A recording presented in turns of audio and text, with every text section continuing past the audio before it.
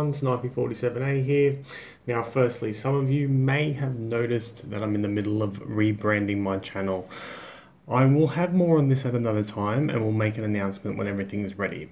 So, it's been over 2 weeks since the Space Balance Pass, and I think it's important to understand exactly where everything is at. So here's a quick summary of the video that I did that summarizes the Balance Pass. Best weapons, Coalition. Testing on Triple showed that cannons are more effective than beams. The Grab Torp is OP, but all Torps are generally better. Orcs to Bat is back. The Leech still has a place. Hanger Pets are much stronger. Scattering Field now gives up to 30% Cat 2 damage buff. Drain Scaling has been buffed, and Titans is way too strong.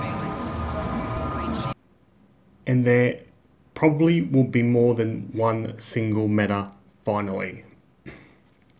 Other changes included a new queue user interface and the competitive PvE reputation. So, how have things unfolded since the patch?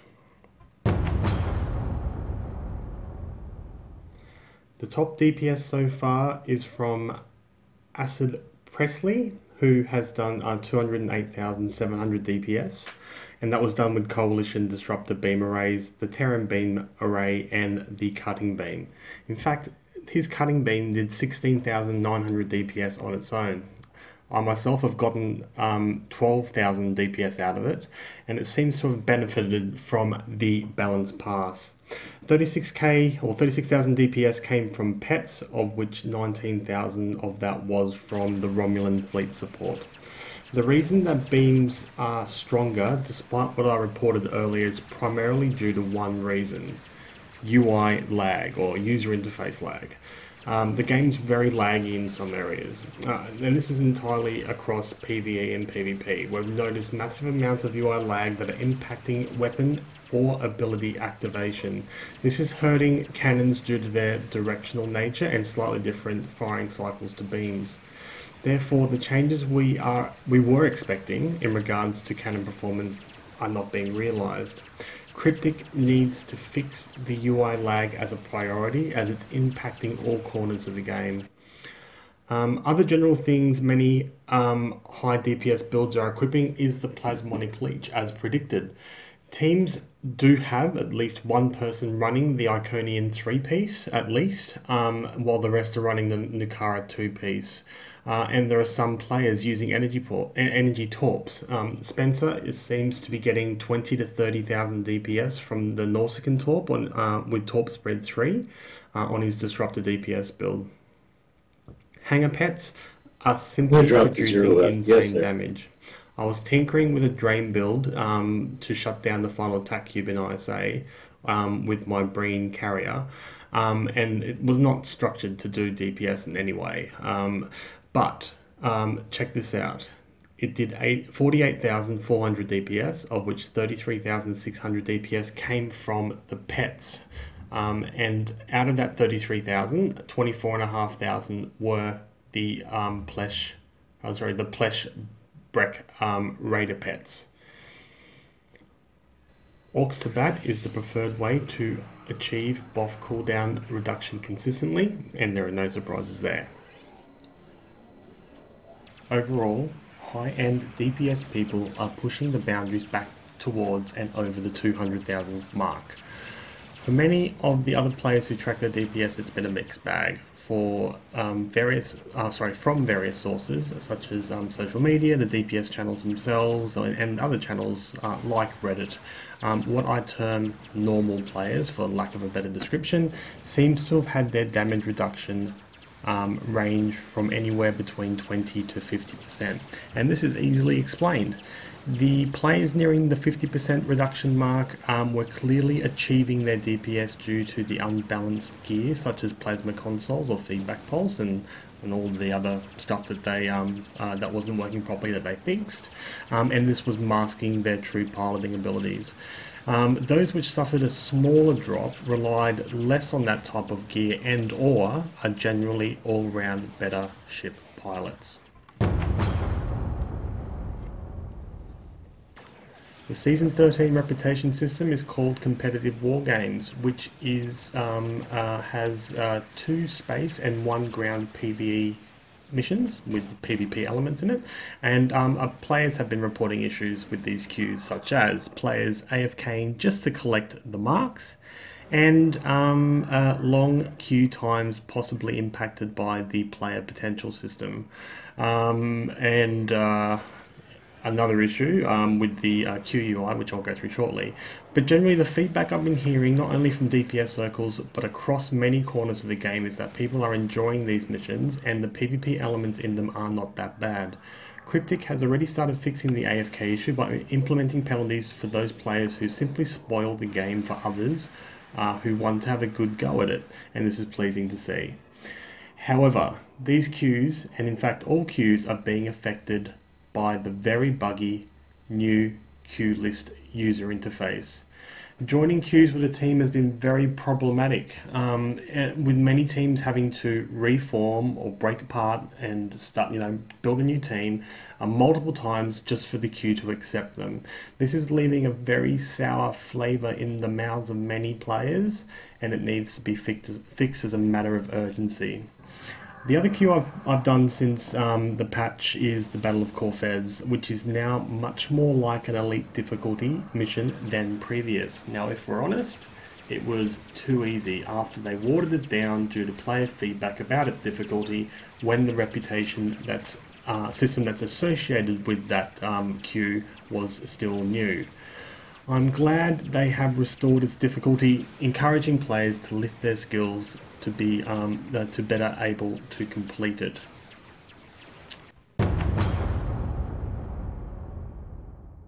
This one has upset many players who bought the Zen ship not only because it was a decent ship, but also for the trait. Now, you may recall from my video reviewing the Hathos Warbird that the hit and run starship trait gave 75% bonus damage resistance.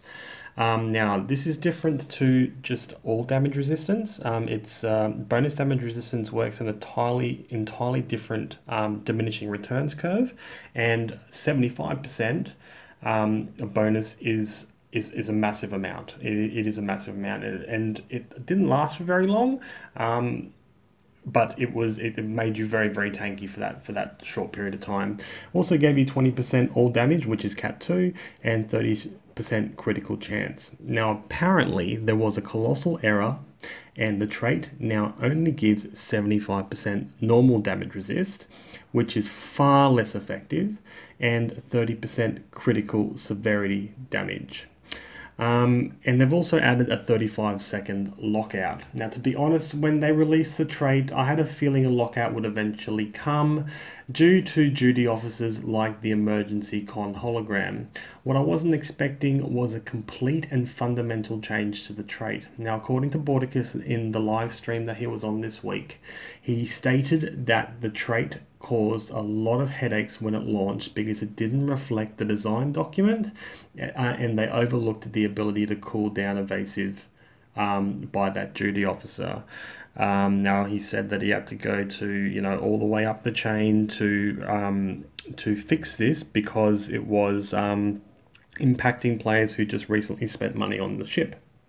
Now, apparently, the design document stated that it was supposed to get, and I quote Bordicus on this, 30% critical chance damage, or something like that, meaning it was always meant to get critical severity. So it's poorly worded design document, which you think is meant to be very, very clear to give the designers and developers clear direction in which way to go. Now, there was no mention of why the damage resist was changed. So many people feel let down yet again by poor cryptic procedures and strict adherence to their production plan, meaning proper QA isn't done. I'm sorry for being harsh, and this simply isn't cryptic bashing. It's a complaint from a player who did buy this ship, like many others. Seriously, if anyone at Cryptic is watching this, the community is not going to put up with this sort of stuff much longer.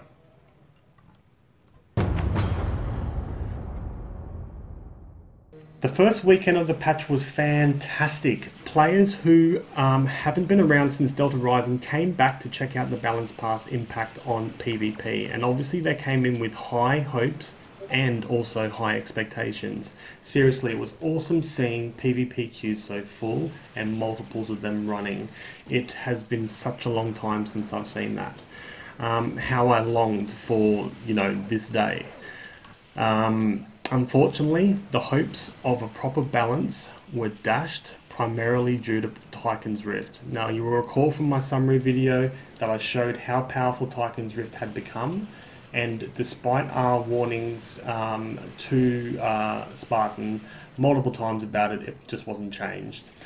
The other thing that was causing a bit of issues were the long and forgotten Dyson rep proton consoles, which were causing issues with proton damage from the consoles interacting with abilities like feedback pulse, where they were giving wild results, either damaging the player that was casting it or casting the ability, and also it was just insanely massive damage, and it was proccing multiple times.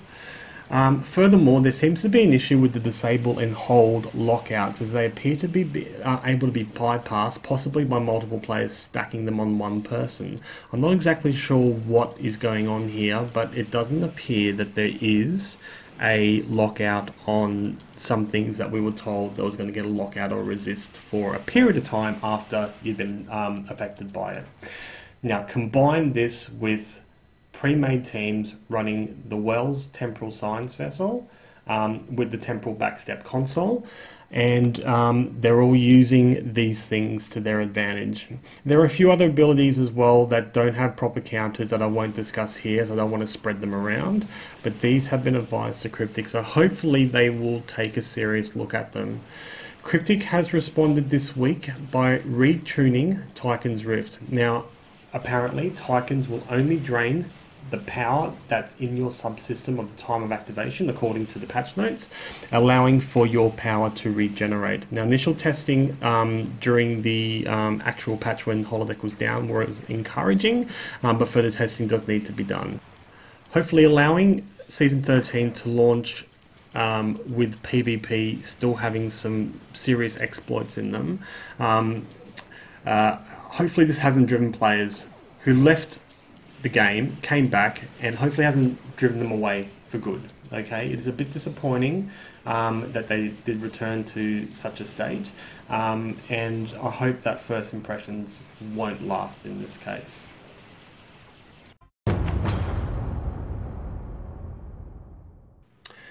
Jeremy Bordicus Randall and Mike Fatum, the community manager of Perfect World, conducted a Facebook Twitch live stream this week when they fronted the community and answered our questions about the Balance Pass, along with anything else around STO systems. Firstly, it is just fantastic that this happened, and frankly, it should be done more regularly. Engaging with the community and carrying us along during the development process gets our buy-in into it and makes us feel a part of it. That being said, I'm a little disappointed as to the depth of many of the responses from Bordicus. While he responded to every question posed to him, the responses were shallow, from not intimately knowing the details or not wanting to specifically state the details. Either way, I know the stream left many people in the community wanting more. Maybe Spartan can do one next time? Possibly? Anyway, the clear message Bordicus wanted us to take away from the stream was that there are more changes to come, and there are aware of things that aren't working properly now. Want more detail than that? So do we.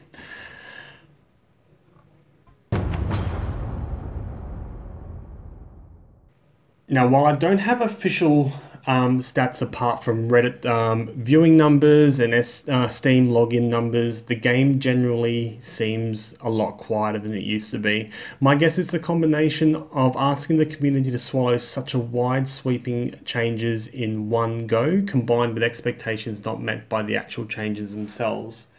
I really hope Cryptic does learn a lesson here from leaving systems untouched for so long, then stacking new content on top of them without proper consideration how this would impact the game as a whole. It's a flawed process.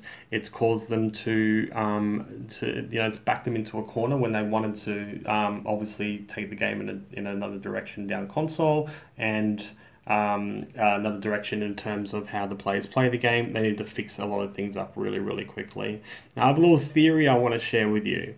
This little theory is that I'm starting to feel that the PC version of Star Trek Online is being used as a sort of beta testing ground for console development. And if this is true, this is a very dangerous thing to do to players of PC who have essentially brought the game as far as they have, and supported it for so long, and stuck around despite everything that has happened to them over the past few years. Now, does anyone else feel the same as I do? So, in summary, beam fire at will, and Beamfire at Will is still king in PvE for the most part, at least until the UI lag gets resolved. Competitive PvE has had its teething problems, but Cryptic have been quick to fix them. But this has been overshadowed completely by the buggy queue list user interface. PvP, while much improved, is still being spoilt by pre-made teams taking advantage of unbalanced abilities and gear, but generally the PvE side of the game has been a lot more active. Now, I'll release another video in a couple of weeks and report where the game is at that time. Thank you for watching, and don't forget about our DPS requalification competition that's currently running, where you have a chance to win a Lobi ship of your choice. You don't actually have to be qualified to get into any of the private channels. If you just join DPS Public, you will get a point. So look at the video, look how you can get points. You never know if you got to be in it to win it. Okay, thanks guys. See you later.